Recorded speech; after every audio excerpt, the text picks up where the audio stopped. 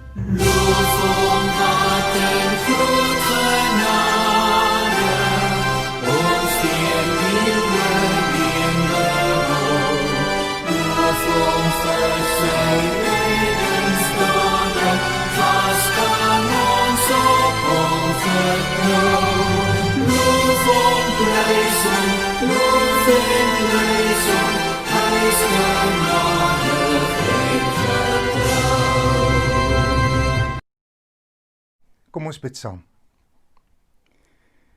Ons Hemelse Vader, baie dankie dat ons die voorreg het om ook die woord oop te maak vanoggend. Ons is saam as 'n geloofsfamilie dit te lees en dit te oordink.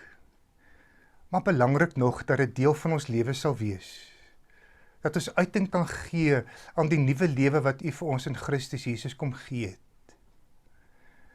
Sodat ons dit kan demonstreer in 'n stikkende wêreld. Heilige Gees, dankie dat U ons elke dag inspireer, ons bemoedig en aanmoedig om hierdie nuwe lewe ook te mag leef. En daarom kom Here, kom praat met ons. En mag U ook die naprediker wees, wat ook in hierdie week wat voorlê, ons telke male ook aan die woord sal herinner, en ons vasbeslote ook in U voetspore sal volg. In Jesus se naam bid ons dit.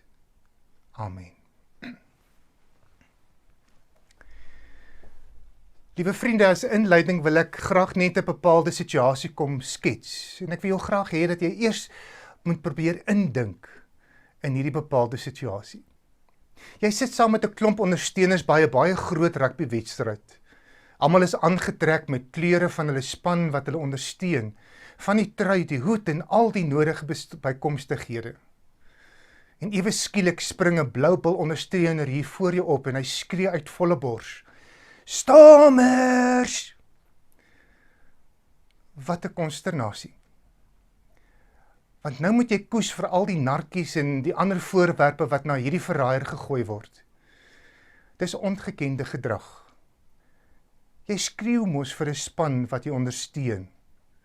Of hoe?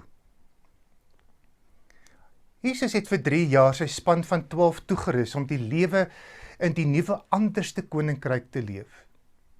Ons lees vanoggend Matteus 10, grepe daarvan, maar ons fokus dan ook op vers 24 tot 39. In hierdie gedeelte onderrig Jesus sy disippels om vreeslose navolgers te wees. Reg aan die begin moes hulle besef dat die Jesus-span een ding behels. Dis gehoorsaamheid. Om te glo in Jesus, om hom te volg in die lewe, om sy disipel te wees in murg en been, vra gehoorsaamheid. Ons lees nou daarvan. Vers 1. Jesus het sy 12 disippels nader geroep en hulle mag gegee om onrein geeste uit te dryf en om elke soort siekte en kwaal gesond te maak. Die name van die 12 apostels was, en nou kom gee Jesus die 12 disippels se name.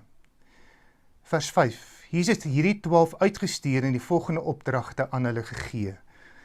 En dan spring ons na vers 16 toe, nadat hy vir hulle gesê het om tussen die Jode die koninkryk van die hemel te gaan verkondig. Vers 16, onthou, ek stuur julle soos skape tussen wolwe in. Wees dus versigtig soos slange en opreg soos duwe. Pas op vir die mense. En nou ons fokusgedeelte vers 24. 'n leerling is nie hoër as sy leermeester en 'n slaaf nie hoër as sy eienaar nie. 'n leerling moet tevrede wees as dit met hom gaan soos met sy leermeester en 'n slaaf as dit met hom gaan soos met sy eienaar. As hulle die hoof van die huis die skeldnaam Beelzebul gegee het, sal dit dan nie sy huisgenote met baie erger name uitskel nie. Moet dus nie vir mense bang wees nie. Daar is niks bedek wat nie openbaar gemaak sal word nie.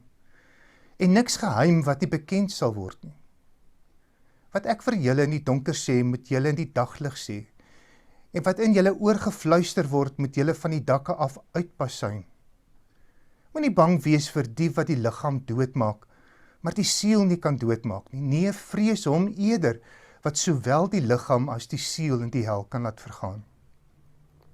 Is 2 mossies nie vir 1 sent te koop nie, en tog sal nie een van hulle op die grond val sonder die wil van julle Vader nie. Van julle is selfs die hare op julle kop almal getel. Moet dan nie bang wees nie, julle is meer werd as mossies. Elkeen wat hom voor die mense openlik vir my uitspreek, vir hom sal ek my openlik uitspreek voor my Vader wat in die hemel is. Maar hom wat my voor die mense verloon, sal ek ook verloon voor my Vader wat in die hemel is.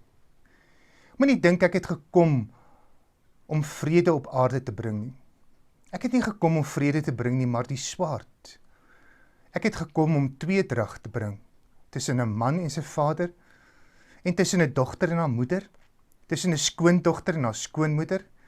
Ja, 'n man se huismense sal sy vyand wees. Hy wat sy vader of moeder liewer het as vir my, is nie werd om aan my te behoort nie. Hy wat sy seun of dogter liewer het as vir my, is nie werd om aan my te behoort nie. Hy wat nie sy kruis opneem en my volg nie, is nie werd om aan my te behoort nie. Hy wat sy lewe wil behou, sal dit verloor, en hy wat sy lewe ter wille van my verloor, sal dit vind. Tot sover. Die Deense filosoof en godsdienstige skrywer Kierkegaard maak die volgende onderskeid oor gelowiges. Hy sê daar is eerstens bewonderaars. Dis mense wat in Jesus glo en wat baie dink van sy leer. Daar is baie dinge van sy leerstellings waarmee hulle saamstem, kan selfs die woorde van Jesus opnoem. En daarom beskou hulle Jesus as 'n baie besondere mens. Maar dan sê Kierkegaard, dan is daar dan die groep wat genoem word leerlinge. Hulle wil meer van Jesus leer, daarom bestudeer hulle die Bybel, bespreek sy uitgangspunte en deel dit met ander. Maar dan maak hy verder die onderskeid vir diegene wat glo en Jesus wil volg in alles, wat hy disippels dan noem. 'n Disipel is egter nie net verbonde aan sy leer nie, maar ook aan Jesus self. Leef in 'n gehoorsame verhouding met hulle Here en leermeester. Hulle volg hom deur te doen en te leef soos hy vir hulle voorbeeld gestel het. So is 'n disipel se lewens uitkyk om Jesus in hulle leefwêreld te demonstreer. Iets van vers 38 en 39 se lewenstyl word dan beskryf. Hy wat nie sy kruis opneem en my volg nie, is nie werd om aan my te behoort nie. Hy wat sy lewe wil behou, sal dit verloor, en hy wat sy lewe ter wille van my verloor, sal dit vind. Dis die eis en kenmerk van disipelskap. Kruisdra en selfverloning. Net 'n opmerking oor disipelskap. Disipelskap is nie 'n aktiwiteit wat ek moet verrig of 'n program wat ek moet volg om dan 'n disipel van Jesus genoem te word nie. Dis 'n lewenstyl wat ek elke dag moet inoefen. Dis 'n daaglikse doelbewuste besluit om fyn te luister, om in elke situasie gehoorsaam sy wil te doen. Wanneer dit my doelbewuste keuse is om gehoorsaam te wees en Jesus in alles te volg, Kom breek Matteus 10 vir my 'n stukkie geheimnis oop oor die pad wat ons elke dag moet loop. Jesus sê, 'n disipel is 'n gevolmagtige verteenwoordiger. Vers 32, elkeen wat hom vir die mense openlik vir my uitspreek, vir hom sal ek my ook openlik uitspreek vir my Vader wat in die hemel is. Daar is geen geheim wat bedek moet word nie. Die woord sê dat ons alles moet bekend maak, dit aan die lig bring, dit juis van die dakke af uitpasyn. 'n Disipel wys die ware kleure van genade en liefde. Wanneer Paulus hierna verwys in sy Efesiërsbrief, dan sê hy, ons trek die Jesusklere aan. Ons wys aan die wêreld aan wie ons behoort, watter span ons verteenwoordig. So het Jesus reeds aan die einde van die bergrede Matteus 5 tot die konklusie gekom, dat sy disipels sout vir die aarde en lig vir die wêreld moet wees. As gevolmagte verteenwoordiger lê ons seëninge juis in kruisdra en selfverloning. Daar is geen ander opsie nie. Jesus sê in die tweede plek hier in Matteus 10 dat 'n disipel 'n gesoute teenstander van die kwaad is. Wanneer Jesus in hierdie gedeelte baie radikale uitspraak maak, wanneer hy in vers 34 sê, moenie dink ek het gekom om vrede op aarde te bring nie. Ek het nie gekom om vrede te bring nie, maar die swaard. Dan moet ons hierdie uitspraak binne die konteks van disipelskap sien. Jesus se disipels moet altyd gereed wees vir konflik, want die koninkryk van God ken nie die valse vrede en kompromieë nie. Dit gaan oor die waarheid van God se liefde. Daarom is 'n wêreld waar liefde verdraai word tot 'n selfgerigte, bevooroordeelde liefde, is daar verdeeldheid. Dit is so dat die keuse van koninkryksliefde lyding gaan meebring. Maar dis 'n teken van disipelskap. Ons hier in die westerse wêreld het nog min of selfs geen fisiese lyding ervaar vir ons geloof nie. Want ons leef daarom nog in 'n mate van godsdienstvryheid. Die aflê van ons eie wil, die keuse om die wil van God te doen, dis ons lyding. Goeie konflik. Wanneer ons in onsself weerstand ervaar, maak ons juis bewus van ons prioriteite. 'n Aansporing om Jesus voluit te volg. En daarom kom sê Jesus vir ons in die derde plek volgens Matteus 10, dat 'n disipel verseker sal weet dat God in beheer is. Ons bely mos dat Jesus die Here is. Met hierdie belydenis plaas ek myself in gehoorsaamheid onder sy beheer. 'n Keuse om my wil te kruisig, om myself te verloon, om dan juis in lyn met God se wil te kom. Wanneer ek meegee aan sy beheer oor my lewe, ontdek ek 'n hoopvolle toekoms. Ontdek ek teenswoordige sekerheid. En so kom gee Jesus vir ons twee beelde in hierdie gedeelte, sodat wanneer ons hierdie pad loop, ons 'n groot rustigheid en vrede mag beleef. Vers 29, is 2 mossies nie vir 1 sent te koop nie, en tog sal nie een van hulle op die grond val sonder die wil van die Vader nie. Vers 30, van julle is selfs die hare op julle kop almal getel. Hieruit leer ons dat die Here ons elkeen persoonlik ken.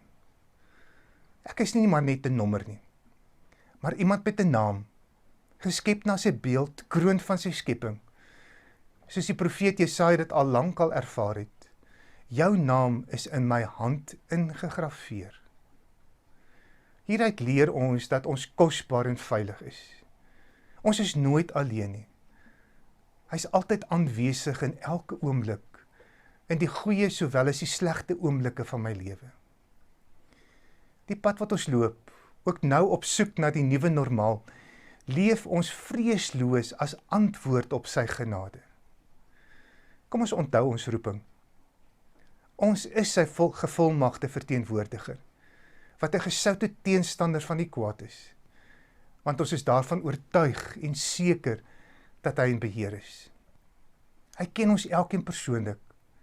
Ons is vir hom kosbaar en veilig in sy beskerming. Kom ons loop hierdie pad. Amen. Kom ons bid saam. Here, dankie dat ons kan ons hoofde buig en U kom aanbid. as die God wat ons eerste lief het. En ten spyte van die omstandighede wat ons beleef, ten spyte van die inperking en die grendeltyd, ten spyte van soveel dinge van die ekonomie wat agteruit gaan, en dat ons op baie plekke swaar kry, het ons die sekerheid dat U in beheer is en dat U vir ons versorg. Dankie dat ons met daardie vertroue ook hierdie pad kan loop. Maar ons bid, Here, dat ons met 'n fyn aanvoeling ook elke geleentheid, elke oomblik sal bewus wees, sodat ons die pad kan volg waarheen U wil ons lei. En gee dat ons elke dag dit kan inoefen, deurdat ons fyn luister, bewus kan wees van U teenwoordigheid in ons lewe. En so kom bid ons ook vanoggend, ook vir die wat siek is, die wat in die hospitaal is, en ook vir elkeen wat voor 'n oop graf moet staan hierdie week. Dat U ook die Here in hulle lewe sal wees van U nabyheid en U vertroosting. Gee waar ons baie keer angstig is oor wat môre gaan gebeur, dat ons met soveel vertroue ons lewe in U hand kan plaas, sodat die dag wat ons volg, dat ons dit in afhanklikheid sal doen. Ons eer U vir daardie sekerheid dat U hier by ons is. In Jesus se naam bid ons dit. Amen. Mag dit vir julle elkeen 'n baie, baie lekker dag wees, dat u dit kan geniet, al die paas bederf kan word, en dan sien ons mekaar tot 'n volgende keer. Totsiens.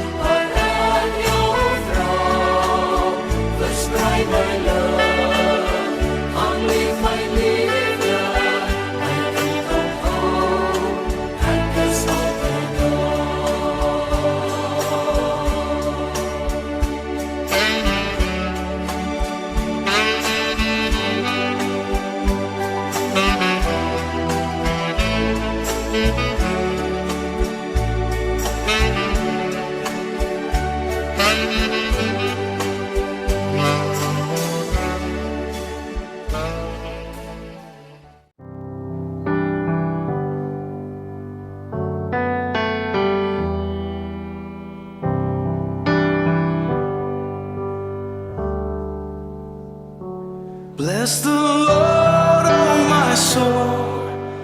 oh my soul,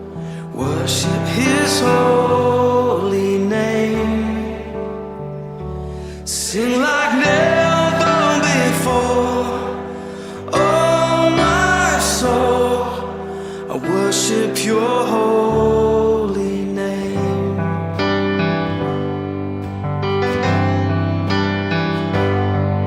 The sun comes up, it's a new day dawning. It's time to sing your song again. Whatever